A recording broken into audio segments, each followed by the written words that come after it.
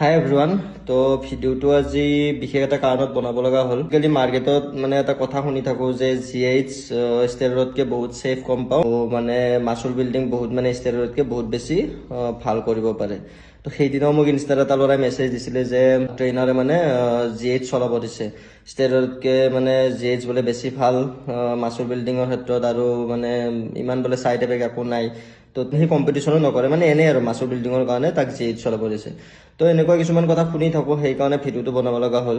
First কথা হৈছে কি, ষ্টেৰইডৰ পৰা যিবিলাক ছাইড এফেক্ট হয়, মানে কিডনীৰ ফালত বা লিভাৰত বা কলেষ্টৰেল বা যিমান ছাইড এফেক্ট আছে হৰমন ইম্বেলেঞ্চৰ ক্ষেত্ৰত, সেইবিলাক মানে এটা টাইমত ৰিকভাৰী হৈ যায়। PCD কৰোঁতে বা ষ্টেৰইড এৰাৰ পিছত ৰিকভাৰী আৰামছে হৈ যায়। কিন্তু কথাটো হৈছে GHৰ পৰা যিবিলাক ছাইড এফেক্ট হয়, GHে অল অভাৰ বডি গ্ৰোথ কৰে। তো GHে যেতিয়া অল অভাৰ বডি গ্ৰোথ কৰে, তো তেতিয়া যিবিলাক মানে অৰ্গেন আছে ভিতৰৰ, মানে হাৰ্ট, কিডনী, লিভাৰ, বন, এইবিলাকো মানে গ্ৰোথ কৰে। তো তাক অৰ্গেন এনলাৰ্জমেণ্ট বোলা আছে, সেইটো বস্তু কোনো ডক্টৰে ঠিক কৰিব নোৱাৰে। তো এইটো মানে বহুত ডেঞ্জাৰাছ ছাইড এফেক্ট হয়, আৰু তাৰ কাৰণে বহুত মানে বডি বিল্ডাৰ্ছ মৰিছেও।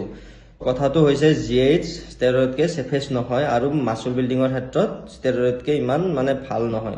GH আৰু ষ্টেৰইড যদি দুটা কম্বিনেশ্যন কৰি চাইকেল চলোৱা হয়, তেতিয়া মানেতো ভয়ংকৰ মানে মাচুল বিল্ডিং কৰিব পাৰে, মানে ছিংগল ষ্টেৰইড চাইকেল চলোৱাতকৈ। অকল GH চলাই লাভ নাই, ষ্টেৰইড মানে ল'বই লাগিব, তেতিয়াহে ভাল মাচুল বিল্ডিং দেখা যাব। কিন্তু কথাটো হৈছে কম্পিটিশ্যন নকৰিলে GH ইউজ কৰিব নালাগে।